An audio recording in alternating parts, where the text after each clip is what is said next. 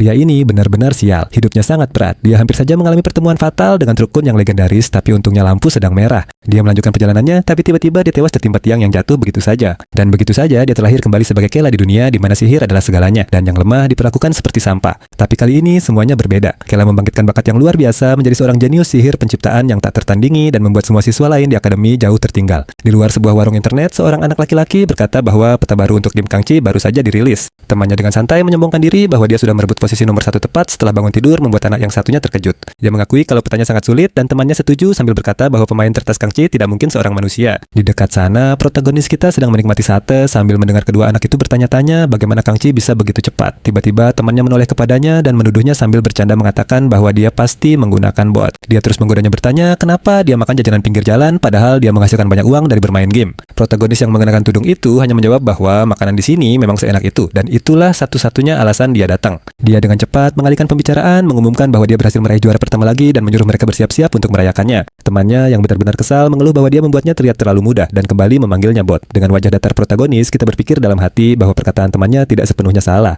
Ternyata dia sebenarnya adalah seorang AI dan satu-satunya tempat di mana dia menemukan kesenangan sejati adalah di dalam game. Melawan monster dan menaikkan level itulah gairah sejatinya. Pikirannya menyimpulkan bahwa dunia game dan pembuatan peta adalah satu-satunya tempat di mana dia benar-benar merasa hidup. Kemudian di luar warung internet, teman-teman itu berpamitan setelah seharian bermain. Sahabatnya dengan bercanda mengingatkannya untuk menggunakan dompetnya yang tebal untuk membelikannya camilan dan pahlawan kita hanya setuju agar temannya itu cepat pergi. Sambil berjalan sendirian protagonis, kita merenungkan mengapa dia begitu kecanduan game. Dia sadar itu karena dia tidak punya kendali atas apapun di dunia nyata. Di dalam game semuanya sederhana, tapi di dunia nyata banyak sekali hal yang di luar jangkauannya.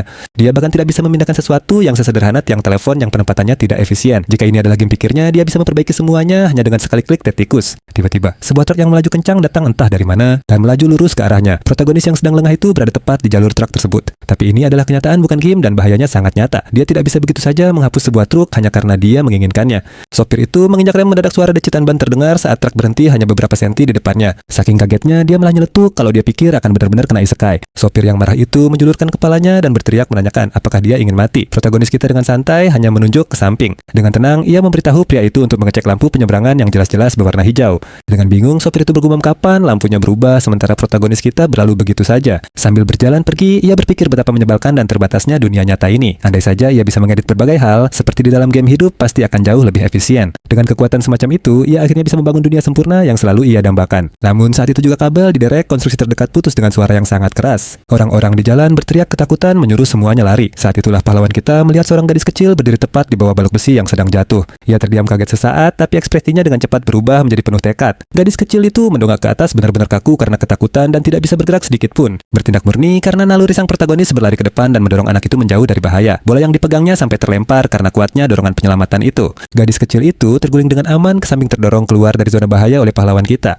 Ia mendarat dengan selamat dan terduduk ketakutan sementara pikiran terakhir melintas di benak sang protagonis. Satu-satunya hal yang benar-benar bisa ia kendalikan adalah tubuhnya sendiri. Dan bersamaan dengan itu, balok raksasa itu jatuh menimpa menghancurkan sang protagonis yang baru saja mengorbankan dirinya demi menyelamatkan gadis kecil itu. Terbaring tak berdaya di bawah reruntuhan, sang protagonis berjuang untuk setiap napas merasakan nyawanya perlahan memudar. Saat pandangannya menggelap, ia bertanya-tanya apakah begini rasanya mati, dan di napas terakhirnya, ia akhirnya sadar hidup tanpa kekuatan dewa atau kendali. Itulah kenyataannya. Tiba-tiba, ia mendapati dirinya melayang di sebuah kehampaan ungu yang aneh. Ia benar-benar terkejut dengan situasi ini, melihat sekeliling dengan bingung dan bertanya-tanya sebenarnya di mana ia berada. Kegelapan di sekitarnya begitu pekat dan ia mulai bertanya-tanya apakah ini yang dirasakan setelah kematian. Saat itu, juga sebuah suara yang dalam dan misterius menggema di kehampaan nadanya yang mengintimidasi membuatnya bergidik ngeri. Sesosok makhluk raksasa yang gelap muncul di hadapannya bertanya bagaimana perasaannya setelah merasakan perjalanan singkat menuju alam baka. Kaget tokoh utama kita berteriak menuntut untuk tahu makhluk apa itu dan apa yang dimaksud dengan kehampaan. Makhluk itu hanya menjelaskan bahwa kematian hanyalah jalan menuju reinkarnasi yang membuatnya semakin bingung. Tokoh utama kita benar-benar terdiam berusaha mencerna kata-kata misterius yang baru saja ia dengar.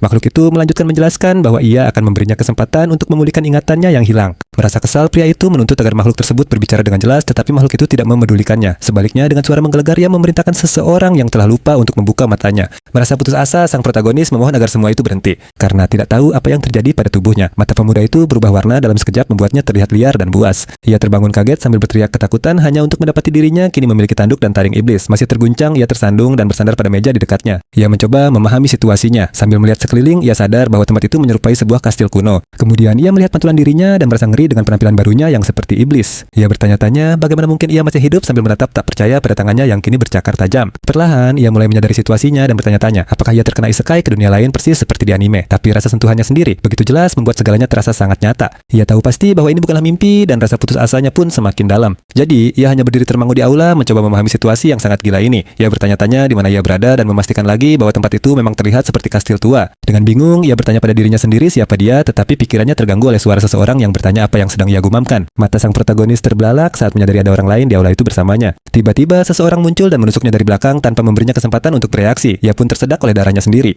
Ia tidak percaya dirinya baru saja ditusuk dengan belati. Gadis iblis itu menerjangnya dengan senyum sadis, terlihat jelas ingin sekali menyakitinya. Sambil membayangi tubuhnya gadis itu, bertanya dengan nada mengejek, apakah menurutnya ini adalah akhir dari segalanya. Rasa sakit luar biasa menjalari tubuhnya saat ia sadar belati itu menembus dadanya. Sambil terbatu darah, pemuda itu bertanya mengapa gadis itu tiba-tiba menyerangnya. Gadis itu pura-pura tidak mengerti dan balik bertanya apa yang ia maksud dengan mengapa. Dia lalu mengaku bahwa ia membenci pria itu dan itu sudah cukup menjadi alasan untuk menyingkirkannya lalu kembali menerjang. Pria itu panik, tidak percaya bahwa gadis di hadapannya benar-benar ingin membunuhnya. Tapi tepat saat gadis itu hendak melancarkan serangan terakhir, seseorang menahannya menangkap mata pisau itu dengan tangan kosong. Sang protagonis menoleh ke belakang terpana oleh pertolongan tak terduga yang datang tepat waktu. Seorang pria yang memegang cambuk telah menahan belati itu dan si gadis bertanya kenapa pria itu ikut campur lagi. Tiba-tiba seorang wanita lain muncul dan memarahinya mengatakan untuk tidak melakukan itu pada saudaranya sendiri, sebuah fakta yang mengejutkan. Tokoh utama kita benar-benar bingung, tidak tahu apa yang sedang terjadi dan siapa orang-orang ini. Wanita itu menghampirinya sambil menghela napas melihat bagaimana saudarinya berbuat ulah lagi lalu menawarinya minuman. Mengira itu adalah ramuan penyembuh, ia langsung meminumnya sampai habis merasa lega karena akhirnya menemukan kawan. Tetapi wanita itu memberinya senyum penuh arti sambil berkomentar bahwa kali ini ia meminumnya tanpa ragu. Mata pemuda itu terbelalak panik saat menyadari dirinya masuk perangkap. Ia langsung memuntahkan cairan ungu yang menjijikan yang menjadi bukti ketakutan terbesarnya minuman itu beracun.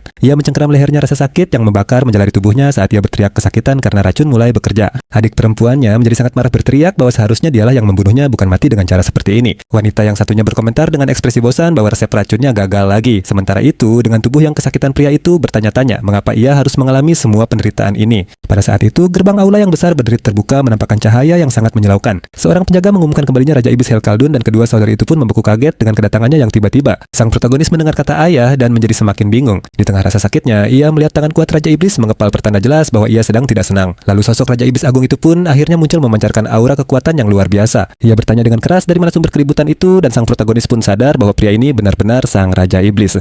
Adik perempuannya langsung mencoba menyelamatkan diri dengan menyalahkannya mengklaim bahwa dialah yang memulai semua keributan ini. Tetapi sang raja melepaskan gelombang energi dan membentaknya untuk diam yang seketika membuat keduanya bungkam. Ia mencengkeram leher putrinya dan mengatakan bahwa mendengar rintihan kaum lemah di dalam istananya adalah sebuah penghinaan. Sambil tercekik, wanita itu terengah-engah meminta maaf dan memohon ampunan dari ayahnya. Sementara itu, protagonis kita menyatukan kepingan informasi jika kedua wanita itu adalah saudarinya, maka Raja Iblis yang kejam dan mengerikan ini pastilah ayahnya. Sang raja mengabaikan permohonannya dan berkata bahwa ia hanya ingin mendengar dua jenis suara di istananya. Pemuda itu menjadi tegang merasa bahwa apapun yang akan dikatakan oleh ayahnya ini bukanlah hal yang baik. Ia melanjutkan mengatakan bahwa ia ingin mendengar suara kelahiran iblis dan suara kematian yang terhormat. Mendengar hal itu, sebuah kesadaran yang mengerikan muncul di benak sang protagonis dan rasa takut yang murni pun menyelimutinya. Tiba-tiba jeritan kesakitan yang murni dan luar biasa menggema di seluruh istana yang gelap. Adegan beralih ke Raja Iblis yang berdiri di aula dikelilingi oleh mayat-mayat di kakinya. Racun masih menyiksa tubuh anak itu dan dia terus batuk darah terluka parah. Dia akhirnya menerima kenyataan entah bagaimana dia telah bereinkarnasi ke dunia lain. Tapi dia tidak percaya dari semua kemungkinan dia malah berakhir menjadi putra pria ini. Sambil berbaring di lantai, dia mengutuk nasib sialnya. Dia tidak dapat menerima kenyataan barunya bertanya-tanya mengapa dari semua skenario yang mungkin dia harus menjadi putra Raja Iblis. Adegan beralih ke kilas balik sang protagonis saat masih kecil menangisi ibunya. Dia menjelaskan bahwa kakaknya Caldera menusuk matanya dengan garpu, tetapi ibunya hanya menghiburnya dengan kata-kata kosong tentang rasa sakitnya. Anak itu terus menangis menambahkan bahwa kakaknya yang lain Tarmi meracuni makanannya. Dengan tatapan dingin, ibunya mengatakan bahwa dia harus menyelesaikan masalahnya sendiri. Dia menasihatinya untuk membalas mereka dengan cara yang sama sebagaimana mestinya seorang iblis sejati. Tetapi anak itu ketakutan memprotes bahwa jika dia mencoba kakak-kakaknya mungkin akan membunuhnya. Dengan senyum kejam, ibunya menjawab bahwa dia hanya perlu membunuh mereka terlebih dahulu. Bocah kecil itu tertegun setetes air mata mengalir di pipinya saat dia mencoba mencerna kata-katanya. Kita mengetahui bahwa ayahnya membunuh 12 saudaranya sendiri untuk menjadi Raja Iblis yang agung.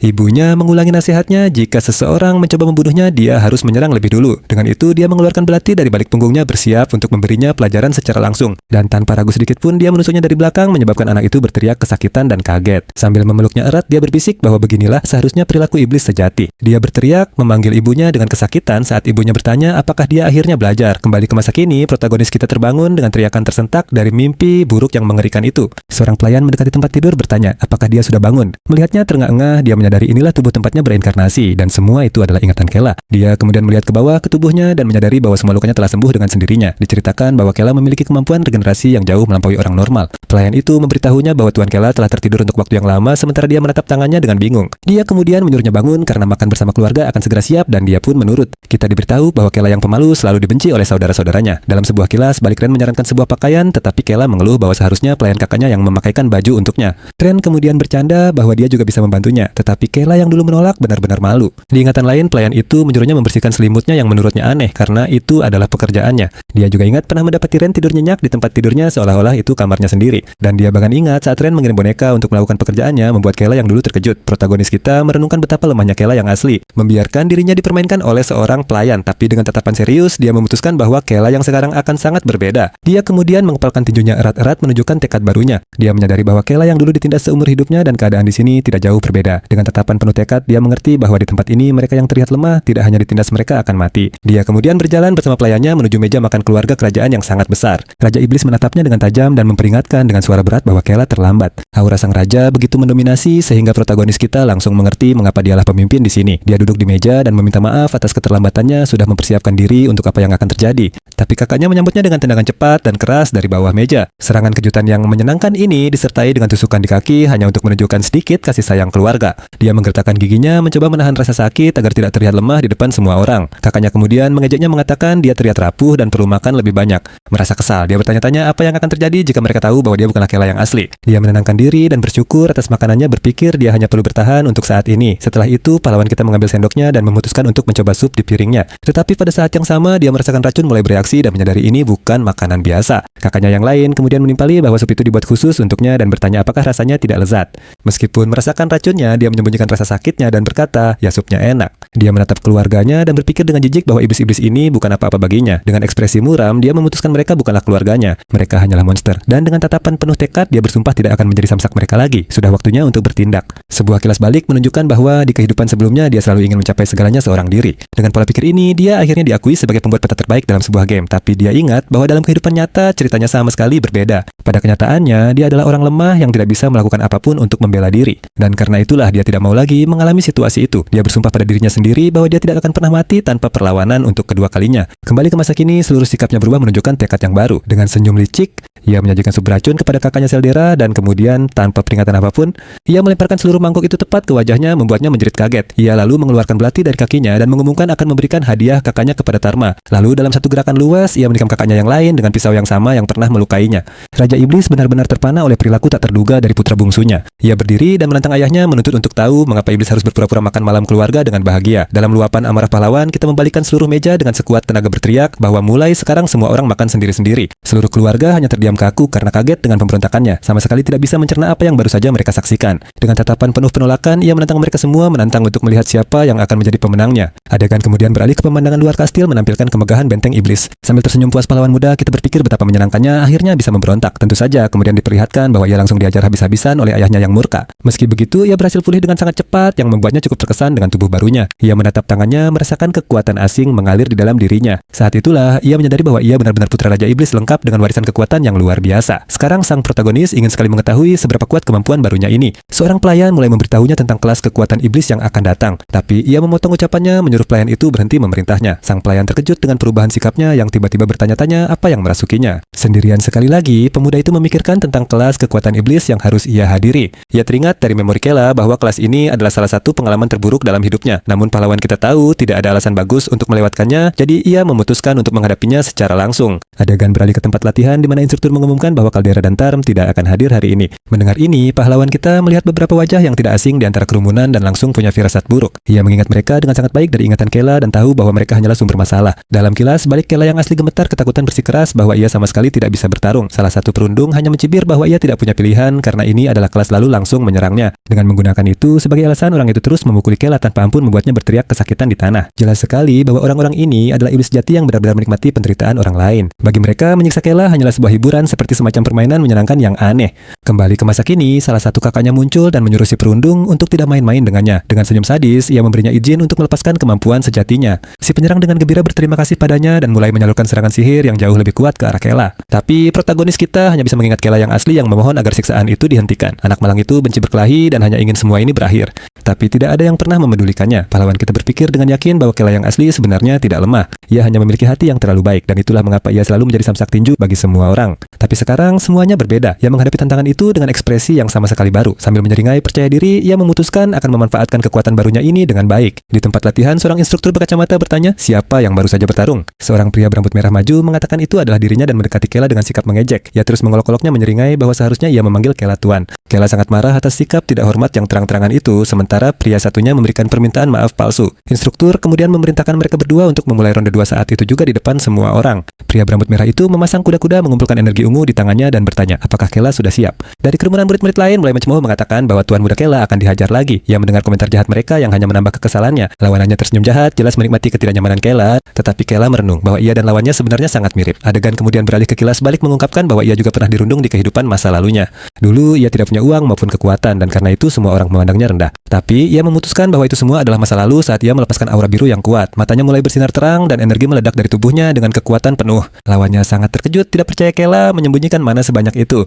Murid-murid lain tercengang oleh pertunjukan mana itu bertanya-tanya apakah itu nyata. Lawannya membeku ketakutan, tidak bisa bergerak sedikit pun di bawah tekanan yang luar biasa. Kela kemudian maju ke arahnya mengatakan ia akan bermain santai dan memintanya untuk menahan satu pukulan saja. Dengan kepalan tangan yang diselimuti energi, ia mendaratkan pukulan telak pada lawannya, dampaknya benar-benar luar biasa. Ia melanjutkannya dengan serangan lain menghantam pria itu langsung ke lantai halaman. Kerumunan terdiam terpana kaget karena lawannya bahkan tidak bisa bereaksi. Bahkan instrukturnya pun panik mengira anak itu tewas karena pukulan tadi. Tapi ternyata lawannya lah yang tergeletak di tanah babak belur dan memuntahkan darah. Sambil tetap berdiri, Kela menatap rendah lawannya dan bertanya bagaimana dia berani bicara seperti itu pada putra Raja Iblis. Ketakutan anak itu memohon ampun dan memanggilnya Tuan Kela untuk pertama kalinya. Kela kemudian memperingatkannya untuk tidak membuat kesalahan yang sama lagi, atau lain kali dia akan benar-benar mati. Para murid tidak percaya karena itu jelas-jelas Kela si pecundang yang sama seperti yang mereka kenal. Lalu Kela berbalik dan memanggil instrukturnya yang sedang meringkuk ketakutan. Dengan senyum yang menakutkan dia bertanya apakah sang instruktur tidak seharusnya melanjutkan pelajaran sekarang. Di tengah kerumunan pelayannya Ren menyaksikan semuanya terkejut dengan kekuatan Tuan Kela. Ren berpikir kalau tuannya bertingkah sangat aneh, benar-benar berbeda dari dirinya yang biasanya. Dari kejauhan dia juga melihat ayah Kela Helkaldun yang sedang mengamati semuanya dari balkon. Di halaman Kela berdiri di atas tubuh lawannya yang pingsan. Helkaldun hanya menatap pemandangan itu dari atas dengan ekspresi yang sulit ditebak. Adegan beralih ke istana keluarga di mana seseorang berteriak bahwa mereka tidak bisa memaafkan ini. Di dalam bak mandi obat, saudarinya Caldera sangat marah, tapi Tari menyuruhnya tenang dan mengingatkannya bahwa dia tidak punya kekuatan regenerasi sehebat Kela. Tapi Sela mengamuk berteriak bahwa perubahan pada Kela itulah yang benar-benar aneh dan dia menuntut untuk tahu alasannya. Dengan tenang Tari menyimpulkan bahwa sepertinya Kela telah melalui semacam perubahan besar. Di tempat lain, Kela marah besar sambil berteriak bahwa mulai sekarang semua orang akan makan secara terpisah. Pernyataan mendadak itu membuat seluruh keluarga termasuk Hel sangat terkejut. Saat itu juga Tar menyadari ada yang berbeda dari ekspresi ayahnya, ekspresi Hel Kalaldun. Diceritakan bahwa hanya untuk sesaat ayah mereka benar-benar menunjukkan senyum tipis. Dia sangat terkejut karena ayahnya tidak pernah tersenyum sekalipun seumur hidup mereka. Caldera menjadi semakin murka berteriak bahwa dia tidak percaya ayah mereka tersenyum karena Kela. Tarum setuju bahwa ini sama sekali tidak normal. Dia menunjukkan perubahan mendadak Kela, tapi Caldera yang masih marah hanya bertanya apa maksudnya. Tarum lalu berkata bahwa dia tahu Caldera lebih baik mati daripada bekerja sama dengannya. Pernyataan tak terduga itu mengejutkan Caldera, membuatnya bertanya-tanya kemana arah pembicaraan ini. Dia kemudian mengusulkan gencatan senjata agar mereka bisa membereskan Kela bersama-sama. Sebuah seringai menunjukkan bahwa dia sangat yakin Caldera akan menerima usulannya. Caldera berpikir sejenak dan setuju bahwa ide itu tidak buruk juga. Keduanya lalu memutuskan untuk membunuh Kela sebelum dia mendapat lebih banyak perhatian dari ayah mereka. Adegan kembali ke ruang kelas di mana Kela merasa ada yang tidak beres. Lalu kita diperlihatkan gambar seorang iblis dengan senyum lebar yang mengerikan. Dijelaskan bahwa ini adalah mantan raja iblis yang dikenal semua orang sebagai Turkaldon. Sang instruktur melanjutkan pelajaran sejarahnya menceritakan tentang perbuatan-perbuatan hebat di masa lalu. Kela menganggap penampilannya mengerikan, berpikir kalau dia benar-benar terlihat seperti iblis, tapi sang instruktur menjelaskan bahwa Tuan Turk mati hanya karena siasat pengecut dari Guild Langit. Dia melanjutkan mengatakan bahwa sejak hari itu beberapa guild telah berkumpul di dekat kerajaan mereka. Diceritakan bahwa entah bagaimana Kela sudah memiliki informasi ini di dalam ingatannya. Adegan berganti dan kita melihat Kela berada di balkon. Dia berpikir karena guild-guild ini dia bahkan tidak bisa kabur dari istana dan merasa benar-benar terjebak. Dengan putus asa, dia berlutut mengutuk takdirnya karena harus hidup selamanya di tempat ini. Kembali ke ruang kelas, Kela mendengarkan semuanya dengan ekspresi serius dan penuh tekad. Sang instruktur memperingatkan bahwa guild-guild itu bersama dengan Guild Langit berencana untuk menyerang kerajaan iblis. Dan untuk membantu Raja Hel memusnahkan mereka semua, para murid harus berlatih dengan giat. Oleh karena itu, dia memerintahkan semua orang untuk memberikan yang terbaik di kelas pertarungan mulai sekarang. Para murid menyambut dengan gemuruh bersumpah untuk berjuang demi kehormatan semua iblis.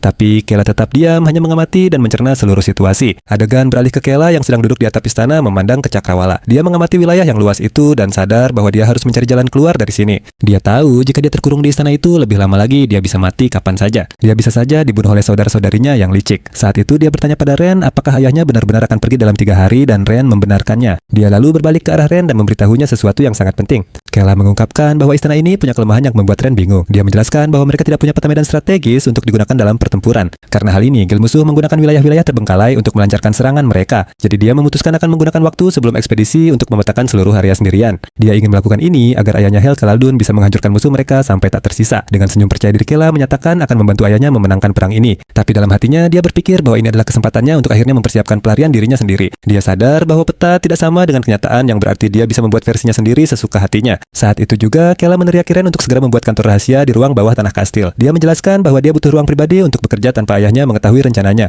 Adegan beralih ke sebuah ruangan gelap yang hanya diterangi oleh obor dengan api sihir. Di dalam Hel Kalaldun sedang duduk dan mengeluarkan aura merah muda yang mengintimidasi. Dia berpikir dalam hati bahwa Kela tidak akan bisa lepas dari pengawasannya. Sudah curiga dengan putranya, dia pun berdiri lalu memutuskan bahwa dia harus bertindak sebelum terlambat. Ayah Kela memutuskan bahwa dia harus melihat apa yang terjadi dengan kedua matanya sendiri. Ren menunjukkan ruangan berdebu itu padanya dan dia memasang wajah jijik melihat kantor yang mengerikan itu. Ren berkata hanya itu yang terbaik yang bisa dia lakukan secara diam-diam, tapi Kela malah membentangnya untuk mengerjakannya dengan benar.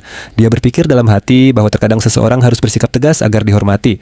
Pelayan itu menjadi takut berpikir bahwa dia bukanlah Kela yang dulu ia kenal. Tapi jauh di lubuk hatinya, dia merasa bahwa terlepas dari segalanya. Kela sebenarnya telah berubah menjadi lebih baik. Dia mendapati dirinya berpikir bahwa Kela menjadi lebih keren dan mulai sedikit naksir pada tuan barunya. Kela kemudian berteriak pada Ren untuk berhenti melamun dan mengambilkannya secangkir kopi. Dengan gugup pelayan itu bergegas pergi sambil berteriak bahwa dia akan segera mengambilkan kopi untuk tuannya. Sendirian di kantor Kela memastikan pelayan itu sudah pergi sebelum bersiap untuk memulai rencananya. Dia melihat peta itu berpikir bahwa kastil ini adalah tempat tanpa harapan atau impian. Tapi dengan tatapan penuh tekad, dia berkata, sekaranglah waktunya untuk membuat petanya sendiri. Adegan beralih kembali ke Ren yang masih berlarian di lorong kastel sambil meneriakkan soal kopi. Tiba-tiba dia berhenti karena sadar kalau dia bahkan tidak tahu apa itu kopi. Tepat pada saat itu, sebuah suara yang berat dan mengancam memanggil namanya dari suatu tempat di dekatnya. Itu adalah Hel Kalaldun yang menuntut untuk tahu apa yang sedang dia lakukan di ruang bawah tanah tanpa Kela. Dengan ekspresi yang sangat serius, dia bertanya di mana Kela sekarang. Pelayan malang itu mulai panik tergagap dan benar-benar bingung bagaimana harus menjawab rajanya. Dia menyuruhnya bicara, tapi Ren teringat permohonan Kela untuk merahasiakan lokasinya. Adegan kemudian beralih ke pintu kantor rahasia, memperlihatkan Kela masih ada di dalam. Dia benar-benar asyik dengan peta itu, jelas terlihat sedang sangat menikmati waktunya. Ternyata dia sedang beruntung karena dunia baru ini berfungsi persis seperti game yang dia kenal. Sambil membuat sketsa di peta, dia mengakui pada dirinya sendiri bahwa dia benar-benar sedang bersenang-senang. Dia teringat bahwa di kehidupan sebelumnya, gairah terbesarnya adalah kartografi. Tiba-tiba pintu kantor rahasia itu mulai bergetar hebat. Sesaat kemudian pintu itu meledak ke dalam, membuat Kela terpental akibat ledakan sihir itu. Dan di sanalah Hel Kalaldun berdiri berteriak bahwa dia tidak percaya putranya membangun kantor rahasia tanpa seizinnya. Kela tertegun bertanya-tanya bagaimana bisa Hel menemukannya di sini. Tanpa ragu sedikit pun, ayahnya menerjang dan menusukkan tangannya menembus dada Kela. Dia kemudian membungkuk dan berbisik bahwa jika Kela benar-benar ingin membunuhnya, dia seharusnya tidak bersembunyi seperti pengecut. Pangeran muda itu membatukkan seteguk darah, sama sekali tidak percaya dengan serangan brutal ayahnya sendiri. Rasa sakit yang luar biasa menyelimutinya dan dia menyadari inilah kekuatan sejati dari Raja Iblis Agung. Seluruh tubuhnya basah oleh keringat dingin. Dia yakin inilah akhirnya dia akan benar-benar mati kali ini. Dalam permohonan putus asa, dia berteriak agar ayahnya melihat peta yang dia gambar. Tapi Hel hanya mengangkatnya ke udara bertanya apa pentingnya secari kertas itu. Meskipun menahan sakit, Kela menjelaskan bahwa tata letak kastel saat ini sangat buruk untuk pertahanan. Dia mengklaim bahwa jika mereka mengubah geografi sesuai dengan gambarnya, keuntungan strategis akan sepenuhnya menjadi milik mereka. Dia menjamin petanya akan sangat membantu dalam perang yang akan datang. Hel terkejut dengan hal ini, jelas tidak menyangka pemikiran strategis seperti itu dari putranya. Dia kemudian dengan kasar menarik kembali tangannya, membuat Kela berteriak kesakitan. Ayahnya menatap tajam ke arahnya yang tergeletak di lantai dan menuntut untuk tahu mengapa dia membangun kantor itu secara diam-diam. Kela menjelaskan bahwa jika dia terang-terangan meminta untuk membantu ayahnya, tidak akan pernah mengizinkannya. Itulah sebabnya dia berencana untuk menunjukkan peta itu hanya setelah benar-benar selesai. Raja Iblis tidak mengatakan apa-apa, diam-diam menganalisis alasan dan keberanian putranya. Dia kemudian menyatakan bahwa sebagai putra raja, dia ingin mengambil bagian untuk memusnahkan pasukan langit. Keduanya saling bertatapan dalam situasi tegang. Suasana di antara ayah dan anak itu terasa sangat kental dengan ketegangan. Ren benar-benar ketakutan yakin Kela cari mati karena berbicara seperti itu kepada raja. Akhirnya, ayahnya memecah keheningan bertanya berapa lama waktu yang dibutuhkan untuk menyelesaikan peta itu. Pertanyaan itu benar-benar membuat Kela terkejut, dia hampir tidak percaya dengan apa yang didengarnya. Hel menunjuk dengan tangannya yang berlumuran darah dan menuntut jawaban berapa hari yang dibutuhkan untuk menyelesaikan peta itu. Menyadari ayahnya benar-benar mempertimbangkannya, Kela mengatakan 5 hari sudah cukup, tapi Hel menjawab bahwa pasukan langit akan berkumpul hanya dalam 3 hari. Dia memperingatkan bahwa peta Kela akan sia-sia jika tidak siap saat itu, tapi Kela mengoreksi dirinya sendiri, menjelaskan bahwa dia bisa menyelesaikannya dalam 5 jam bukan 5 hari. Kepercayaan diri yang tiba-tiba ini membuat Hel Kaldun terperangah, benar-benar bingung dengan keberanian putranya. Dia menjamin bahwa dalam 3 hari pembangunannya akan selesai dan meminta untuk ditugaskan sebagai penanggung jawab rencana tersebut. Ayahnya hanya menatap dengan serius, menganalisis proposal dan tekad bulat di mata putranya. Dengan ekspresi yang benar-benar terkejut, dia sepertinya baru pertama kali mempertimbangkan ide tersebut. Akhirnya dia pun setuju. Dia menyuruh Kela untuk melanjutkan dan menyelesaikan peta itu, memberinya kepercayaan yang jarang sekali dia tunjukkan. Tapi saat dia berbalik untuk pergi, dia memperingatkan bahwa jika ini semua hanya gertakan dia sendiri yang akan mencabik-cabik Kela bersama dengan peta itu. Meskipun berdarah-darah, Kela hanya tersenyum dan berjanji akan melakukan yang terbaik. Setelah itu, sang Raja Iblis akhirnya berbalik dan keluar dari ruang rahasia. Ditinggal sendirian, Kela merayakan kemenangannya dengan sebuah kedipan mata penuh kemenangan, senang karena akhirnya berhasil meyakinkan ayahnya. Tapi perayaannya terhenti saat rasa sakit dari lukanya kembali menyiksanya dan dia pun membungkuk karena rasa sakit yang tajam. Rasa sakitnya terlalu berat untuk ditahan dan dia akhirnya memuntahkan semua darah yang menggenang di tenggorokannya. Saat itulah dia sadar bahwa ayahnya benar-benar akan membunuhnya jika dia tidak membuktikan kemampuannya. Ren sama terkejutnya tidak percaya Kela benar-benar berhasil membujuk Raja Iblis Agung. Kela membentaknya agar tidak hanya bengong dan segera membawanya ke ruang kesehatan dan Ren pun langsung bergegas membantunya. Beberapa waktu kemudian dengan tubuh penuh perban, dia mengumumkan bahwa dia telah menyelesaikan peta itu hanya dalam 5 jam tepat seperti yang dijanjikan. Dengan selesainya peta itu, pasukan kastel pun dikerahkan dan memulai proyek konstruksi besar-besaran. Para penyihir kerajaan kemudian menggunakan sihir ilusi yang kuat untuk menyembunyikan seluruh lokasi proyek. Tujuan mereka adalah untuk mengubah total lanskap di sekitarnya agar musuh tidak menyadari apapun sampai semuanya terlambat. Kela menyadari bahwa lanskap baru itu dibangun agar sama persis dengan tata letak dari game yang dulu sering ia mainkan. Dengan senyum puas, dia berpikir bahwa semuanya berjalan sesuai rencana. Adegan kemudian beralih ke perkemahan pasukan surga di mana tiba-tiba terdengar teriakan kaget yang memecah keheningan. Ternyata Guildmaster Hermison yang menyadari bahwa mereka benar-benar mengubah medan perang.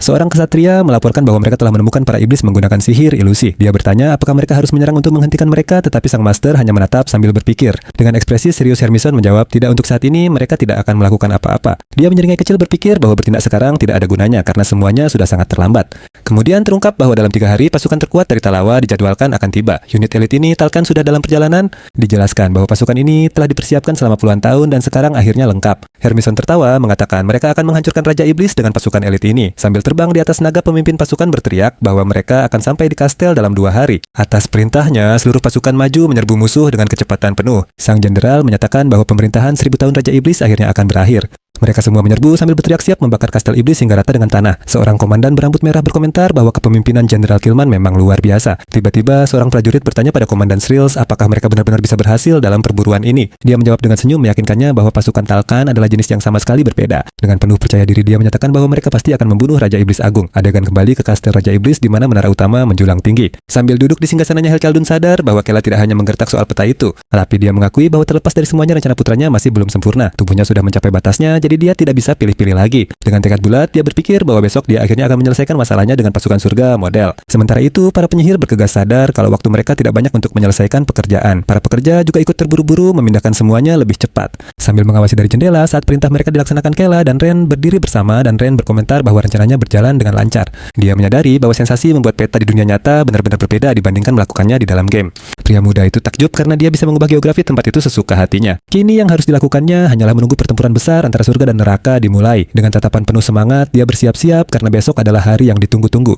Keesokan harinya, pasukan Talkan akhirnya tiba di titik pertemuan dan disambut dengan perayaan yang meriah. Sang jenderal berterima kasih atas kedatangan semua orang dan mengumumkan bahwa pasukannya siap untuk bertempur. Dengan semangat, Hermison setuju dan berteriak agar semua orang segera menuju ke istana Raja Iblis. Mendengar itu, sang jenderal juga berseru memerintahkan pasukannya untuk maju dan membawa kemenangan bagi Talawa. Tiba-tiba, sebuah lingkaran teleportasi menyala terang tepat di tengah-tengah kamp tentara. Cahaya yang sama muncul di seluruh area perkemahan membuat Master Hermison sangat kebingungan. Jenderal pasukan Talkan menjadi panik sama sekali tidak mengerti apa yang sedang terjadi. Dia berteriak bahwa ini adalah serangan mendadak dan memerintahkan semua orang untuk membuat formasi bertahan, tetapi sebuah ledakan energi menghantam area itu membuat beberapa prajurit terpental. Sang jenderal dan anak buahnya mengangkat perisai mereka bertanya-tanya, serangan apa itu? Salah seorang ksatria guild terkejut berpikir bahwa ini adalah hal yang mustahil. Dari tengah kepulan asap biru, siluet iblis raksasa muncul di hadapan mereka semua. Saat itulah mereka sadar bahwa itu adalah sang Raja Iblis Hel Kaldun yang datang sendiri. Sang jenderal sangat ketakutan, tidak mengerti bagaimana mungkin dia bisa sampai ke markas mereka. Adegan beralih kembali ke Kela yang menjelaskan bahwa dia telah menonaktifkan sihir pengintai yang digunakan oleh surga. Dia meyakinkan ayahnya bahwa sekarang dia bisa berteleportasi dari singgasananya tanpa terlihat sedikit pun oleh pasukan musuh. Helsalun langsung berpikir untuk berteleportasi lurus ke markas utama surga. Tapi saat itu juga Celdera muncul mendesak ayahnya untuk menunggu dan tidak terburu-buru melakukan invasi. Dia tiba tak lama setelahnya setuju bahwa itu terlalu berbahaya bahkan untuk ayahnya sekalipun. Dengan marah Helkalun bertanya apakah mereka meragukan kekuatan Raja Iblis. Mereka mencoba menjelaskan bahwa lukanya belum pulih sepenuhnya, tapi dia memotong ucapan mereka, menyuruh keduanya diam dan mengingatkan bahwa dialah yang membuat keputusan akhir. Dia lalu menyatakan bahwa besok dia akan membantai semua musuhnya tanpa ampun. Kembali ke pertempuran, seorang jenderal berteriak bahwa bajingan itu benar-benar menyerang mereka secara tiba-tiba. Tapi dia bersumpah mereka akan membuat mereka menyesal dengan bangga menyatakan bahwa mereka adalah pasukan Tolkien yang legendaris. Dengan itu, dia mengangkat senjatanya dan memerintahkan seluruh pasukan untuk melancarkan serangan habis-habisan. Sementara itu, Helkalun berkonsentrasi melepaskan aura energi biru yang sangat besar saat bersiap untuk bertarung. Kekuatannya meledak dengan kekuatan penuh menciptakan kawah raksasa di medan perang. Di kejauhan, Kela berdiri di puncak menara memperhatikan pasukannya berkumpul di bawah. Dia berpikir dalam hati bahwa semua pasukannya akhirnya berkumpul dan siap untuk memulai serangan. Dengan tatapan penuh tekad, dia berteriak bahwa semua persiapan telah selesai. Dia kemudian memberi perintah menyuruh semua monsternya untuk maju menyerang sekarang. Atas perintahnya, gerombolan ork dan makhluk mengerikan lainnya menyerbu ke arah musuh. Salah seorang kesatria menatap putus asa saat pasukan kastil menyerang mereka. Tiba-tiba, monster-monster aneh mulai muncul dari bawah tanah, membuat semua orang benar-benar lengah. Para prajurit menyadari itu adalah penyergapan dan berteriak kepada rekan-rekan mereka untuk menghentikan laju para iblis. Dari puncak menara, Kela mengepalkan tangannya erat-erat, matanya terpaku pada medan perang saat dia menyaksikan kekacauan yang terjadi. Senyum sinis tersungging di wajahnya saat dia memastikan bahwa semuanya berjalan sesuai rencana. Tapi tiba-tiba Tia muncul dari belakang dan memanggil namanya, mengatakan bahwa dia akhirnya menemukannya. Dia menyatakan bahwa meskipun dia tidak tahu motif Kela, rencananya pasti akan gagal. Celdera muncul di sampingnya memperingatkan Kela bahwa mereka tidak akan melakukan ini jika dia tidak keterlaluan. Terkejut, Kela berbalik dan melihat kedua saudara perempuannya berdiri di sana siap untuk mengkhianatinya sekali lagi. Sambil memegang senjata energi hijau, Tia menyuruhnya untuk mati saja, menyatakan tidak ada tempat untuknya di sini. Tanpa ragu sedikit pun, dia menerjang maju menusuk perut Kela dengan serangan yang cepat dan tepat. Pedang energi itu menembus tubuhnya menimbulkan luka yang parah. Dia melihat ke bawah terkesiap karena rasa sakit yang luar biasa sebelum menjerit kesakitan. Sambil menyeringai, Tia menyuruh Celdera untuk menyelesaikannya. Celdera maju mengejek bahwa bahkan regenerasi kebanggaannya pun tidak bisa menyelamatkannya dari ini. Dengan satu tebasan brutal, Celdera memenggal kepala Kela dari bahunya sambil berteriak bahwa regenerasinya tidak berguna sekarang. Kedua saudari itu kemudian tertawa jahat bersama jelas menikmati pemandangan mengerikan itu. Kepala Kela melayang, ekspresinya menunjukkan keterkejutan murni atas pengkhianatan mereka. Di saat-saat terakhir itu, dia menyadari inilah akhirnya. Dikalahkan oleh saudara-saudaranya sendiri, tubuh Kela yang tanpa kepala dilemparkan begitu saja dari atas tembok dalam adegan yang benar-benar mengejutkan. Jasadnya jatuh bebas saat hujan mulai turun dan energi aneh memenuhi langit. Kamera menyorot dari dekat kepalanya, matanya terbelalak karena ngeri dan tidak percaya. Kemudian kepala dan tubuhnya menghantam tanah dengan suara debam yang keras dan mengerikan. Bahkan di tanah, kepala Kela masih sadar wajahnya meringis kesakitan saat mencoba menarik napas terakhir. Di atas tembok, Tia dan Celdera menyaksikan pemandangan itu merayakan kemenangan mereka. Tapi perayaan mereka terhenti ketika sebilah pedang yang bersinar dengan aura biru muncul entah dari mana. Benar-benar mengejutkan Tia. Ternyata Celdera yang menusuk sekutunya dari belakang sambil berteriak bahwa dia telah menemukan titik lemahnya. Dia mengejek kecepatan legendaris Tia sambil tanpa ampun menusukkan belati itu lebih dalam. Terkejut, Tia melihat ke bawah ke senjata itu dan mengenalinya sebagai belati terlarang milik ibu mereka. Tapi Celdera hanya mencibir mengatakan bahwa aturan tidak ada artinya dan senjata memang diciptakan untuk digunakan. Tia sangat marah atas pengkhianatan itu, berteriak tidak percaya bahwa saudarinya sendiri akan melakukan ini padanya. Dengan senyum jahat, Celdera memperingatkannya bahwa dengan menyingkirkannya hanya dia yang akan tersisa. Dia mengungkapkan tujuan sebenarnya menjadi satu-satunya penerus dan merebut kekuasaan untuk dirinya sendiri. Diliputi rasa sakit dan amarah, Tia menggertakkan giginya dan meneriakkan nama Celdera. Dipenuhi dengan kebencian murni, Tia menerjang maju berteriak bahwa dia akan membunuh Celdera atas pengkhianatan ini. Celdera hanya mundur sambil tersenyum mengklaim pertarungan sudah berakhir saat belati itu mengenainya. Kedua saudari itu kemudian berbenturan dalam serangan dahsyat melepaskan ledakan energi yang mengguncang seluruh halaman. Kamera kemudian beralih kembali ke kepala Kela yang terpenggal, yang telah menyaksikan seluruh tontonan itu dari bawah. Dia merenungkan kekejaman mereka, bertanya-tanya apakah ini memang sifat asli semua iblis. Tapi kemudian dia sadar bahwa mereka persis seperti yang selalu dia bayangkan. Dengan pemikiran itu, kamera beralih kembali ke tubuhnya yang terbaring tak bergerak di tengah halaman. Tiba-tiba dalam adegan yang benar-benar aneh, darah dan bagian tubuh yang terpotong mulai bergerak perlahan-lahan menyatukan diri kembali. Terungkap bahwa Ren menggunakan semacam sihir aneh untuk mengendalikan tubuh Kela. Ren kemudian mengambil kepala Kela dan dengan tenang berjalan menuju mayatnya di lantai. Ren lalu duduk dan dengan hati-hati mulai menyambungkan kembali kepala itu, tetapi tiba-tiba tubuh itu hidup lagi mencengkram leher Ren dengan kekuatan yang brutal dan mengerikan. Adegan berpindah ke sebuah pegunungan yang jauh di mana seorang jenderal memerintahkan pasukannya untuk maju. Dia memerintahkan sebuah portal dibuka berencana untuk menyerang surga dari belakang. Tetapi di sisi lain, pasukan manusia telah bersiap menunggu sambil berteriak bahwa mereka sudah tahu taktik tersebut. Komandan pasukan manusia itu kemudian memberi perintah untuk menyerang sambil berteriak untuk tidak menyisakan satu iblis pun. Namun Jenderal Iblis tidak peduli dan memerintahkan semua pasukannya untuk bertarung demi kehormatan ras mereka. Setelah itu, kedua pasukan pun bentrok dengan kekuatan penuh dan pertempuran akhirnya dimulai. Di tengah-tengah kekacauan, seekor naga merah muncul dan mengumpulkan bola api di mulutnya. Naga itu lalu melepaskan serangan dahsyat yang meluluhlantakkan segala sesuatu di jalurnya. Jenderal Killman menghadapi serangan itu secara langsung sambil berkata, "Sudah lama aku tidak melihat napas naga." Sambil menunggangi naga itu, Helchaldun tersenyum mengendalikan sang naga yang mengaum ganas. Sang Raja Iblis kemudian melompat dari punggung naga itu mendarat di tanah dengan hentakan yang keras. Killman sangat marah dan berteriak kesal karena bajingan itu hampir saja lolos. Dengan cepat, Komandan Manusia memerintahkan semua orang untuk melepaskan serangan serentak. Pasukan Iblis menyerbu maju tanpa rasa takut menerjang ke arah musuh mereka. Tiba-tiba, sesosok makhluk energi biru raksasa muncul tepat di belakang pasukan Iblis. Killman menunggu debu menghilang penasaran apakah serangan mereka berhasil. Betapa terkejutnya dia saat menyadari serangan itu tidak ada gunanya, monster itu sama sekali tidak terluka. Tampak dari dekat lengan makhluk itu yang kini bersinar dengan energi yang dahsyat dan mengerikan.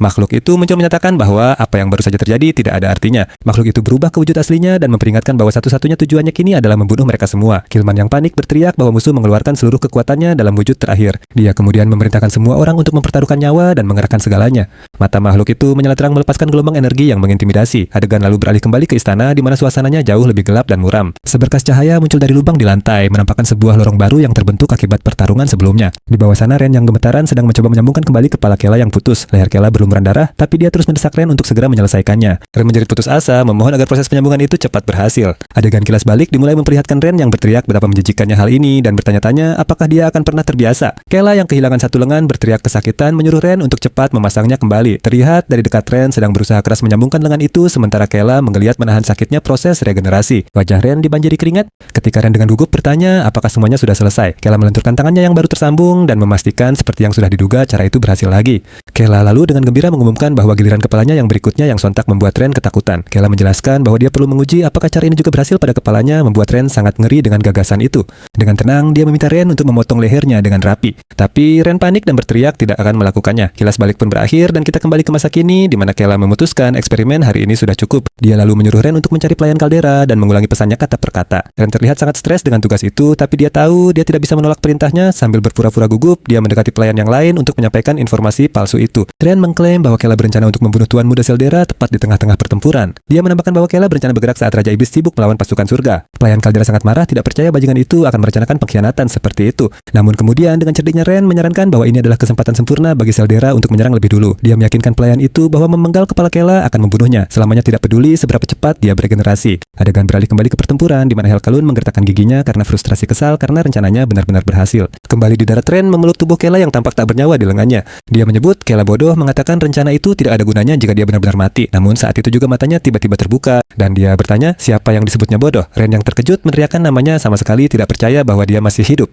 Dia duduk menjelaskan bahwa belati yang dialiri mana memperlambat penyembuhannya dan dia hampir saja tidak selamat. Tapi kemudian senyum kemenangan tersungging di wajahnya sambil menyatakan bahwa dia selamat dan semuanya masih berjalan sesuai rencana. Karena sangat lega, Ren menangis terseduh-seduh tidak mampu menahan emosinya. Dia memeluk Kela terisak-isak karena dia benar-benar mengira Kela sudah mati. Benar-benar salah tingkah Kela tersipu dan bertanya apa yang sedang Ren lakukan. Kela mendorongnya menjauh mengatakan dia baik-baik saja jadi Ren bisa tenang karena sudah waktunya untuk pergi. Dia kemudian memanggil segel kontrak mereka mengumumkan niatnya untuk memutuskan perjanjian di antara mereka. Dengan tangan terulur, dia membebaskan pelayannya Ren sepenuhnya. Aura magis mengelilingi Ren yang terkejut yang hanya bisa membisikkan nama Kela. Dia menjelaskan bahwa dengan berakhirnya kontrak Ren tidak lagi terikat oleh kewajiban apapun. Dengan senyum terakhir Kela berbalik dan menyuruhnya untuk menjalani kehidupan yang selalu dia inginkan. Ren terpaku dan sama sekali tidak bisa berkata-kata oleh keputusan mendadak tuannya. Kela lalu berbalik dan berjalan menuju cahaya siap untuk meninggalkan tempat ini selamanya. Sebuah kilas balik menunjukkan Kela yang lebih muda, memintanya untuk menjadi temannya bukan hanya pelayannya. Kembali ke masa kini, ingatan itu membuat Ren meneteskan air mata saat dia akhirnya mengerti perasaannya. Dia berlari mengejarnya berteriak agar Kela membawanya serta, tetapi Kela menyuruhnya untuk tidak mengikutinya. Ren bersikeras untuk pergi bersamanya, tetapi Kela hanya balas berteriak bahwa Ren hanya akan menghalangi. Adegan beralih kembali ke medan perang di mana Jenderal Killman yang terluka menyebut Hellcount sebagai monster. Kita melihat lengan Hellcount juga telah terputus darah menyembur ke tanah. Namun meski babak belur, dia masih berdiri membuat Killman sangat terkejut. Sang jenderal menyadari bahwa makhluk di hadapannya tidak lain adalah iblis agung itu sendiri. Dengan marah Killman mengakui betapa frustrasinya karena dia tidak bisa mengalahkan orang ini. Dia menyadari tidak peduli siapa yang mereka kirim, tidak ada manusia yang bisa menghentikan bencana ini. Hellcount kemudian diam-diam menoleh mengamati kehancuran yang tersisa setelah pertempuran panjang itu. Dia melihat bahwa pasukan manusia hampir sepenuhnya musnah dalam bentrokan itu. Matanya memindai medan perang menyaksikan hasil dari perang yang mengerikan itu. Nasib yang sama menimpa pasukannya sendiri yang juga dibantai tanpa ampun.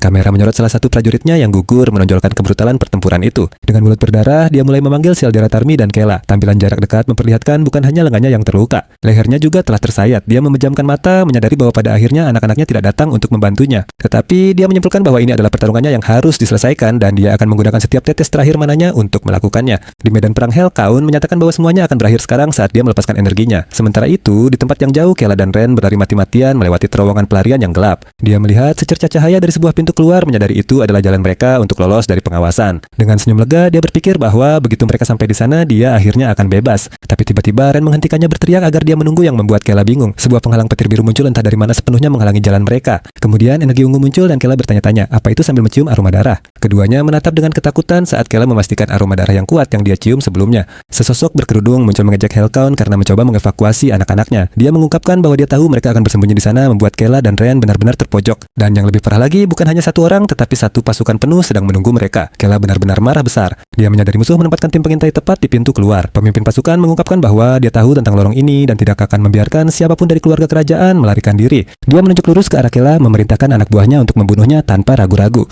Tetapi Ren melompat ke depannya dan menciptakan perisai berteriak agar tuannya lari sementara dia menahan mereka. Kela terkejut bertanya apa yang mungkin bisa dia lakukan sendirian melawan mereka semua. Tapi Ren balas berteriak bahwa dia adalah pelayannya dan prioritas utamanya adalah melindunginya dengan cara apapun. Kela ingat sihir Ren murni untuk pertahanan. Dia hampir tidak bisa menggunakan mantra serangan apapun. Seketika itu juga Kela mengerti bahwa Ren berencana mengorbankan dirinya agar dia bisa selamat. Ren berbalik dan meneriaki tuannya untuk segera kabur, tapi Kela tidak mendengarkan. Sebaliknya Kela malah memegang bahunya mengganggu mantra pertahanannya. Tiba-tiba Kela mendorongnya ke belakang dengan keras sambil membentaknya karena bersikap sok hebat. Kela memperingatkannya kalau Ren memang bersikeras mengikutinya, setidaknya jangan sampai mati tepat di hadapannya. Dengan tatapan marah, Kela menambahkan bahwa hal itu akan membuatnya sangat kesal. Terbaring di tanah, Ren benar-benar terkejut dengan kata-kata dan sikap tuannya. Penyihir musuh itu mencibir mengatakan tidak mungkin mereka bisa kabur sekarang. Dia lalu bersiap melancarkan serangan, mengatakan bahwa sihir kelas menengah sudah lebih dari cukup untuk Kela. Tapi Kela hanya menggeretakkan gigi dan memperingatkan mereka bahwa selama ini dia pemalu dan tidak pernah benar-benar menggunakan kekuatannya. Dia kemudian melepaskan aura petir yang berderak, mengungkapkan bahwa semua yang mereka ketahui tentangnya adalah kebohongan. Ren memperhatikan dari kejauhan benar-benar terpana dan bertanya-tanya bagaimana tuan Kela bisa sekuat ini. Penyihir itu terkejut karena dia mengira mana Kela levelnya rendah. Tapi bahkan sebelum dia sempat bereaksi, Kela sudah mendekat dengan kecepatan yang luar biasa. Dengan satu pukulan, dia mendaratkan serangan telak ke musuh yang berteriak kesakitan akibat hantaman itu. Sambil menatap penyihir yang jatuh, Kela bertanya dengan nada mengejek apakah hanya itu kemampuannya. Dia lalu memperingatkan pria itu, lain kali sebaiknya periksa dulu sumber informasinya. Kela kemudian mencengkeram wajah penyihir itu dan pria itu dengan putus asa memohonnya untuk menunggu. Tapi Kela tidak mendengarkan. Dia membenturkan wajah penyihir itu ke tanah dengan ledakan energi biru. Pria itu langsung pingsan setengah terkubur di kawah dan menderita karena luka-lukanya. Ren tidak percaya. Setelah Kela mengalahkan seorang penyihir langit hanya dengan menggunakan mana, para penyihir lain menuduhnya bersikeras bahwa dia seharusnya adalah orang lemah yang tak berdaya. Kela dengan santai menjawab bahwa dia sudah bilang informasi mereka salah. Menyadari tidak punya pilihan lain, dua penyihir yang tersisa bersiap untuk merapal mantra terlarang. Mereka tahu ini adalah serangan yang akan menghabiskan seluruh mana mereka sekaligus. Ini pertaruhan besar karena jika gagal merekalah yang akan mati. Melihat bahaya yang sangat besar, Ren berlari dan dengan putus asa meneriaki tuannya untuk mundur dan pergi dari sana. Tombak-tombak cahaya menembus tubuh Kela mengejutkannya dengan serangan tiba-tiba itu. Tapi ternyata Renlah yang melompat ke depan menerima seluruh dampaknya dan berteriak kesakitan. Kela mencoba bergerak tapi menyadari sihir tombak itu telah melumpuhkan tubuhnya. Dengan sisa tenaganya, Ren yang terluka parah berbalik dan memanggil nama tuannya. Dia kemudian meminta maaf, mengakui bahwa kali ini dia tidak bisa melindunginya. Kedua penyihir itu menghela napas lega melihat serangan berisiko mereka berhasil dengan sempurna. Sang pemimpin bersiap melancarkan pukulan terakhir, memperingatkan Kela bahwa inilah akhirnya. Tapi rekannya menyarankan mereka pantas mendapatkan sedikit hadiah atas semua kerja keras mereka. Dia lalu menarik Ren dengan seringai menjijikkan bertanya, apakah tidak akan menyenangkan bermain dengannya sebentar. Dengan marah Ren berteriak bahwa dia tahu semua yang telah mereka lakukan pada ras iblis. Penyihir itu hanya mengancamnya dengan belati, menyuruhnya tutup mulut dan menunggu giliran. Menyaksikan semua ini, Kela menyadari bahwa manusia di dunia ini memperlakukan orang lain seperti benda. Sang pemimpin lalu berbalik ke arahnya mengatakan dia akan mulai dengan membunuh bayi Raja Iblis. Kela melirik ke pintu keluar, tidak percaya dia akan mati saat kebebasan sudah begitu dekat. Dia dipenuhi amarah tahu bahwa dia hanya selangkah lagi untuk kabur dari semuanya. Penyihir itu maju dengan belati terangkat berteriak agar Kela mati untuk selamanya. Melihat ini, Ren dengan putus asa meneriakkan nama tuan Kela benar-benar tak berdaya. Tapi tiba-tiba Kela merasa bingung. Saat energi aneh mulai melonjak di sekelilingnya, dia merasakan sensasi ganjil dan menyadari sesuatu yang sangat kuat sedang bangkit dari dalam dirinya. Kela berteriak putus asa memanggil Gulpero saat dia menghadapi sosok Hellkalun yang mengesankan. Dia terkejut bertanya-tanya apakah pertempuran benar-benar berakhir secepat itu, tapi Hellkalun dengan tatapan serius menyesali rencananya yang telah hancur. Mendengar ini, Kela panik, tidak mengerti bagaimana semuanya bisa jadi begitu salah. Hellkalun kemudian mulai menjelaskan, mengatakan bahwa dia sudah memikirkan pertempuran ini dan mempertimbangkan semua kemungkinan. Bocah itu tetap bingung dan bertanya apa yang sebenarnya dia bicarakan, tidak mengerti satu hal pun. Hellkalun mengungkapkan bahwa Telera tidak cukup peduli pada iblis lain untuk menjadi ratu mereka, dan Tari juga tidak punya ambisi yang dibutuhkan untuk mengambil peran sepenting itu. Kela marah dan berteriak bahwa dia tidak peduli tentang mereka, lalu menuntut untuk tahu bagaimana Hellkalun bisa sampai di sana. Dia kemudian mengungkapkan bahwa seorang raja iblis bisa mewariskan mana miliknya ke garis keturunannya sesaat sebelum dia mati. Pemuda itu benar-benar terkejut dengan pengungkapan ini, tergagap karena tidak percaya. Kita diperlihatkan bahwa meskipun hanya sebentar ayahnya berhasil menjadi raja. Dengan ini, Hellkalun menyatakan bahwa dia melihat Kela sebagai kandidat terbaik untuk menjadi raja iblis sejati. Dengan putus asa, Kela mengulurkan tangannya dan berteriak bahwa Hellkalun telah membuat kesalahan besar. Tapi Hellkalun secara resmi memperkenalkan memaksakan dirinya mengabaikan permohonan putranya yang ketakutan. Helkalun memutuskan untuk mewariskan sisa mana di tubuhnya langsung kepada putranya. Dia lalu menyatakan bahwa nama pewarisnya adalah Kela Kalaldun, sang raja masa depan. Seketika itu juga energi gelap yang kuat mengalir deras ke arah bocah. Yang ketakutan itu saat Kela berteriak putus asa, memohon ayahnya untuk menghentikan kegilaan ini sekarang juga. Tetapi Helkalun hanya menatapnya dengan tatapan serius, memanggil nama Kela untuk terakhir kalinya. Dia lalu berpesan pada putranya untuk tidak meratapi kematiannya, melainkan bertindaklah seperti iblis sejati. Adegan beralih kembali ke medan perang memperlihatkan wajah Helkalun yang berlumuran darah. Komandan Srills yang terengah-engah dan terluka membisikkan nama sang Raja Iblis Agung. Dia lalu mengumumkan kepada semua orang bahwa Raja Iblis akhirnya telah tewas. Di latar belakang kita melihat tubuh Jenderal Killman yang telah gugur dengan tombaknya yang tergeletak di samping. Terungkap bahwa sang jenderal mengorbankan dirinya agar mereka bisa meraih kemenangan ini. Srills jatuh dalam keputusasaan, berteriak dan meratapi kematian rekan seperjuangannya. Kabar itu menyebar dengan cepat dan para prajurit lainnya terkejut mengetahui apa yang telah terjadi. Sorak-sorai kegembiraan menggema di seluruh medan perang merayakan kekalahan Raja Iblis Helkalaldun. Tapi di detik terakhir mata Helkalun bergerak menandakan bahwa dia mendengar semuanya. Kela berteriak kesakitan saat energi gelap yang sangat besar sepenuhnya mengambil alih tubuhnya. Tepat pada saat itu sebuah tombak cahaya melesat ke arah para iblis hampir mengenai mereka. Ren terkejut menyadari bahwa mana milik Tuan Muda Kela sendiri baru saja mementahkan serangan itu. Para penyihir langit menjadi panik, tidak mengerti bagaimana mana miliknya bisa meningkat begitu drastis secara tiba-tiba. Tiba-tiba Kela mulai tertawa sinis membuat semua orang terpana. Dia mengangkat kepalanya dengan tatapan jahat dan membisikkan nama ayahnya Helkalun. Bocah itu lalu bergumam bertanya-tanya apakah ayahnya benar-benar sudah tewas. Kita melihat gambarnya yang tampak mengesankan dengan senyum lebar merayakan rencananya yang akhirnya berhasil. Sementara itu para penyihir yang putus asa menyadari bahwa mereka kehabisan mana dan berteriak bahwa mereka harus melarikan diri. Tapi Kela berdiri di depan Ren, ekspresinya berubah serius saat dia menyuruh Ren untuk tetap di belakangnya. Dia merasakan kehampaan kegelapan tak terbatas muncul dalam dirinya, menyadari bahwa inilah kekuatan yang dianugerahkan oleh Hel kepadanya. Para penyihir yang ketakutan berteriak agar iblis itu menjauh dari mereka. Mendengar mereka menggunakan kata itu, Kela menjadi marah dan bertanya apa yang baru saja mereka katakan pada Ren. Aura ungu yang dahsyat meletus dari tubuhnya saat dia menerjang kedua manusia itu, matanya dipenuhi kebencian murni. Dia berteriak bahwa merekalah iblis yang sebenarnya di sini. Dalam sekejap mata Kela menghantam kedua penyihir itu ke dinding dengan kekuatan brutal. Kedua pria itu jatuh ke tanah mengerang kesakitan, benar-benar dikalahkan oleh iblis muda itu. Kela menatap hasil perbuatannya, mengakui bahwa tingkat kekuatan yang tidak masuk akal ini berasal dari ayahnya Hel. Namun dia menyadari kekuatan itu memberikan beban yang sangat besar pada tubuhnya yang belum siap untuk menangani energi sebesar ini. Dengan khawatir dia menoleh ke Ren dan bertanya apakah Ren masih bisa bergerak. Sang pelayan yang masih sedikit terguncang oleh semua yang telah terjadi mengonfirmasi bahwa dia bisa berjalan. Dengan konfirmasi itu Kela memutuskan sudah waktunya untuk pergi dan mereka berdua pun melarikan diri. Saat menuju pintu keluar, dia dalam hati berterima kasih kepada ayahnya karena telah membantunya kabur dari kastel. Adegan beralih memperlihatkan keduanya berjalan menjauh dari kastel yang kini terbakar di latar belakang. Kela menghela napas lega yang panjang merasakan kebebasan untuk pertama kalinya. Dia mulai tertawa-tawa kegembiraan dan kepuasan murni atas kemenangannya. Kini dengan senyum percaya diri dia menyatakan bahwa akhirnya dia bisa pergi kemanapun dia mau dan hidup sesuka hatinya. Tapi tepat pada saat itu seberkas cahaya biru tiba-tiba membelah langit.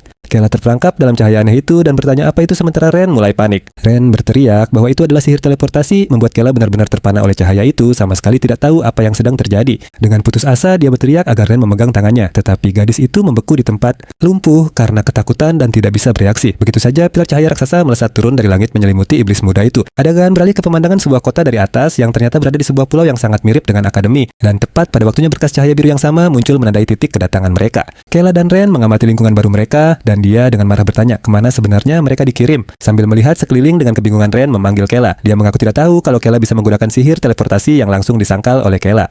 Ternyata itu adalah sejenis sihir darurat yang awalnya memproyeksikan gambar dunia bawah. Kela menjelaskan bahwa ayahnya menempatkan sihir itu pada mereka sebagai pengaman jika suatu saat dia meninggal. Saat itulah Ren menyadari dengan terkejut bahwa semua lukanya telah sembuh total. Dia memperkirakan mereka pasti berada di dalam ruang teleportasi selama sekitar 3 hari. Dia berpikir ayahnya merancangnya seperti itu agar mereka bisa pulih selama keadaan darurat. Ren tercengang menyadari itu adalah sihir gabungan penyembuhan dan teleportasi. Kela merenung bahwa dengan menyiapkan sihir-sihir ini, ayahnya pasti benar-benar peduli pada anak-anaknya. Mendengar ini Ren bertanya apakah Raja Iblis benar-benar sudah mati dan Kela membenarkannya. Anak laki-laki itu menoleh dengan senyum licik mengatakan semuanya berjalan persis sesuai rencananya. Melihat ini, pelayannya membuat keputusan dan mulai berbicara tentang masa depan. Dengan tatapan penuh tekad, dia memintanya untuk menjadi Raja Iblis berikutnya. Kela menoleh terkejut dan bertanya kenapa juga dia mau melakukan hal seperti itu. Dia menjelaskan bahwa setelah melihat betapa Kela telah berubah, dia percaya hanya Kela yang layak menduduki takhta. Ren kemudian bersumpah setia sehidup semati berjanji akan melayaninya dengan setia sampai dia menjadi raja. Kela benar-benar bingung berpikir, Ren pasti salah paham dengan rencananya. Tetapi dia menghela napas dan setuju berpikir bahwa lagi pula dia butuh sedikit bantuan. Ren terkejut dengan penerimaannya yang begitu cepat dan memintanya untuk menunggu sejenak. Adegan berubah memperlihatkan kita sebuah kastel besar yang indah yang terletak di tengah hutan lebat. Saat mereka berjalan mendekat Kela mengenali tempat itu yang langsung membuat dia dan Ren menjadi waspada. Tak lama kemudian terungkap bahwa mereka berada di negeri sihir, sebuah negara yang dikenal sebagai Arcel. Itu adalah negara yang melatih anak-anak muda berbakat dengan satu-satunya tujuan untuk mengalahkan iblis. Sebuah spanduk besar mengonfirmasi hal ini ini merayakan kematian Raja Iblis Hell Khaldun. Kayla dan Ren mulai panik ngeri karena mereka telah mendarat tepat di jantung wilayah musuh. Dia menjadi sangat khawatir tahu persis apa yang akan terjadi jika mereka ketahuan. Ren dengan cepat menyarankan agar mereka menggunakan sihir transformasi sebelum ada yang melihat mereka. Dia langsung setuju dan keduanya dengan cepat menyamarkan diri. Sekarang dalam penyamaran Kayla meminta Ren untuk memberitahunya semua yang dia ketahui tentang tempat ini. Dia menjelaskan bahwa Arcel adalah sebuah pulau kecil yang terletak di perbatasan timur kerajaan Talua. Ren melanjutkan mengatakan mereka diberkati oleh makhluk kriptid raksasa bernama Watergore yang hidup di laut sekitarnya. Berkah ini memungkinkan sihir berkembang secara alami di sini dan sebagai hasilnya mereka telah melahirkan beberapa penyihir yang sangat kuat. Sebagai bagian dari kerajaan Talua, mereka telah menjadi musuh bebuyutan para iblis sejak lama sekali. Kayla mencerna semua ini bertanya-tanya mengapa ayahnya mengirimnya ke tempat yang begitu berbahaya. Mendengar ini, Ren menjadi panik dan bersikeras mereka harus segera pergi, tetapi Kayla dengan tenang menjelaskan bahwa mereka perlu persiapan jika ingin berhasil melarikan diri. Kayla tahu bahwa untuk mencapai tujuannya di dunia ini, sihir adalah hal yang mutlak diperlukan. Dan di sini, ia menyadari bahwa segalanya ditenagai oleh sihir, bahkan bangunan biasa pun dialiri sihir beberapa, diantaranya bahkan melayang di langit. Ia berpikir jika bisa mempelajari sihir di negeri ini, ia akan dapat menciptakan hal-hal yang lebih menakjubkan daripada yang bisa ia lakukan di dalam game. Tepat pada saat itu, perut Ren berbunyi sangat keras membuat gadis malang itu sangat malu. Melihat keadaannya, Kayla memutuskan mereka harus makan sesuatu dulu. Ren langsung menuju hidangan sihir Arcel yang terkenal matanya berbinar penuh harap. Mereka berdua mulai makan dan langsung terkesan Ren bahkan berteriak bahwa rasanya benar-benar lezat. Penuh semangat Ren sudah menunjuk ke kedai makanan berikutnya tak sabar untuk mencoba semuanya. Ia mencoba roti dan sekali lagi berteriak bahwa rasanya juga enak. Sambil menarik, Kayla mulai menunjuk setiap hal membuat Kayla serius mempertimbangkan untuk meninggalkannya begitu saja. Mereka akhirnya menemukan sebuah bar sihir dan Kayla menghela napas menyuruhnya untuk tenang sejenak. Di dalam seorang pria mengumumkan minuman gratis untuk semua orang untuk merayakan kematian Raja Iblis. Komandan Sri Els mengangkat cangkirnya saat kerumunan orang meneriakkan nama penyihir hebat dari Arcel. Kerumunan orang mengangkatnya ke atas bahu, mereka merayakan kemenangan sang pahlawan Sri Els dari Tolkien. Kayla dan Ren yang tidak kuat minum ikut bergabung dalam pesta dan mulai merayakan minuman gratis itu. Sudah merasa sedikit mabuk, Kayla berpikir mungkin istirahat sejenak bukanlah ide yang buruk. Tapi saat itu juga Komandan Sri melihat pemuda itu dan tiba-tiba tertarik padanya. Kayla dan Ren terus minum dan tertawa menjadi cukup mabuk karena alkohol. Dengan senyum jahil, Sri berpikir mereka adalah pasangan yang cukup menarik. Adegan beralih ke Kayla yang muntah di jalan sementara Ren mengomelinya karena terlalu banyak minum. Ia mengingatkan Kayla bahwa dialah yang menyarankan untuk minum-minum tepat di tengah festival untuk memperingati kematian ayahnya sendiri. Tepat pada saat itu, seorang pria berlari sambil berteriak kepada kerumunan bahwa misi peringkat es yang baru saja dipasang. Bingung, Kayla dan Ren bertanya-tanya ada keributan apa. Dijelaskan bahwa hingga saat ini satu-satunya misi peringkat es yang ada adalah misi untuk memburu Raja Iblis Agung. Ren sangat terkejut bertanya-tanya bagaimana mungkin ada misi lain dengan tingkat kesulitan setinggi itu. Karena penasaran, ia memutuskan untuk memeriksanya menyeret Kayla yang enggan melewati kerumunan. Sebuah poster baru di dinding mengungkapkan bahwa anak-anak Raja Iblis masih buron. Berdiri di tengah kerumunan, Kayla dan Ren menatap poster itu benar-benar terpana dengan gambar di sana. Ren menunjuk dengan panik menyadari bahwa target buronan peringkat es yang baru tidak lain adalah tuan muda Kayla sendiri. Ia benar-benar panik berteriak bahwa ayahnya sudah meninggal dan ia tidak mengerti mengapa ia menjadi target. Ren dengan cepat membekap mulutnya dan mencoba mengalihkan perhatian, mengatakan kepada semua orang bahwa Kayla hanya sedang sangat-sangat mabuk. Kerumunan mulai berbisik-bisik karena targetnya adalah Kayla putra terlemah. Misi ini seharusnya sangat mudah. Mengira misi ini tidak berbeda dari misi peringkat B, semua pemburu bersiap-siap untuk mengejarnya. Kayla menjadi sangat marah menyadari ia harus bersembunyi jika tidak ingin tertangkap. Dengan tatapan serius, ia menoleh ke Ren dan mengatakan mereka harus pergi sekarang juga. Saat mereka berjalan, Ren ragu sejenak dan bertanya harus memanggil Kayla dengan sebutan apa di depan umum mulai sekarang. Kayla terdiam sejenak mencoba memikirkan nama samaran yang bagus. Lalu ia menyuruh Ren memanggilnya Ciu yang membuat gadis malang itu benar-benar bingung dengan pilihannya. Ren bertanya nama macam apa itu dan Kayla hanya membentangnya untuk menuruti perintahnya dan berkomentar bahwa situasi ini gawat. Ia tidak menyangka mereka akan ketahuan secepat ini. Tapi saat itu juga ketika mereka mencoba menyelinap, pergi Komandan Sri muncul tepat di depan mereka. Sambil tersenyum, ia dengan santai bertanya, apakah berita tentang misi peringkat es yang baru itu benar? Kayla mengiyakan dengan canggung sementara Ren menimpali bahwa mereka hanya sedang melihat-lihat. Kayla lalu teringat pernah mendengar orang-orang di bar memanggilnya harapan jiwa kami dan ia pun sadar betapa pentingnya wanita itu. Sri menyesap minumannya merenung bahwa putra Raja Iblis masih hidup di luar sana. Kayla dan Ren mulai berbisik satu sama lain bahwa targetnya lemah, jadi seharusnya itu bukan masalah besar. Sialnya, sang komandan mendengar obrolan mereka dan menatap mereka dengan sangat curiga. Seketika itu juga mereka berdua merasa merinding merasakan bahaya yang mendekat. Sri tiba-tiba mencengkeram Kayla dan bertanya, apakah ia benar-benar berpikir bukan masalah besar bahwa putra Raja Iblis masih hidup? Sri menatap tajam Kayla dan berkata bahwa ia telah menyadari ada yang aneh dengan mereka berdua sejak awal. Ren langsung panik mengira sang komandan telah mengetahui penyamaran mereka. Sri kemudian tersenyum menakutkan. Sang komandan lalu berkata bahwa mereka berdua pastilah, Kayla dan Ren, sangat ketakutan. Yakin bahwa Sri akan membongkar identitas asli mereka. Tapi sebaliknya, Sri menyelesaikan kalimatnya dengan menyebut mereka sebagai pengembara yang jelas-jelas jarang mandi dan mengundang mereka ke rumahnya. Dua kita benar-benar bingung sama sekali tidak menyangka dengan undangan sang komandan. Tapi mereka langsung menerimanya dan mulai merayakannya berpikir bahwa mereka akhirnya aman. Adegan kemudian beralih ke sebuah rumah mewah lengkap dengan bangunan-bangunan yang melayang secara magis di bawah sinar bulan. Di dalam Kayla sedang bersantai di bak mandi mewah yang berisi air hangat langsung dari sumber air panas.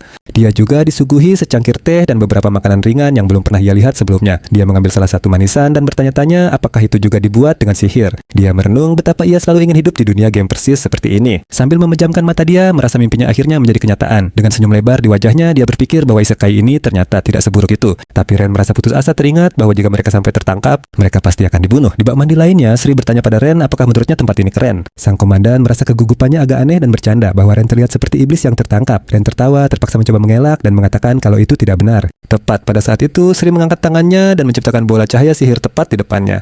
Dia kemudian mengumumkan sambil tersenyum bahwa dia akan menggunakan aroma khusus untuk membantu gadis itu rileks. Tapi Ren panik dalam hati karena aroma itu berasal dari elemen suci hal yang paling buruk bagi iblis. Dia sadar itu akan menghancurkan penyamarannya dan langsung menahan napas. Dalam benaknya, dia mati-matian berteriak minta tolong memanggil Tuan Muda Kela. Sementara itu, Kela sangat santai di bak mandinya sendiri, sama sekali tidak menyadari bahaya. Sri mulai curhat mengatakan dia pikir semua penderitaannya akan berakhir dengan kematian sang raja. Tapi Ren yang panik berteriak bahwa dia tidak mau mendengarnya dan dia harus segera keluar dari sana. Sang komandan terus saja berbicara mengungkapkan bahwa dia ditakdirkan untuk menjadi penyihir sejak ia dilahirkan. Karena tidak tahan lagi, Ren melompat keluar dari air berteriak agar Sri menyimpan cerita masa lalunya untuk nanti.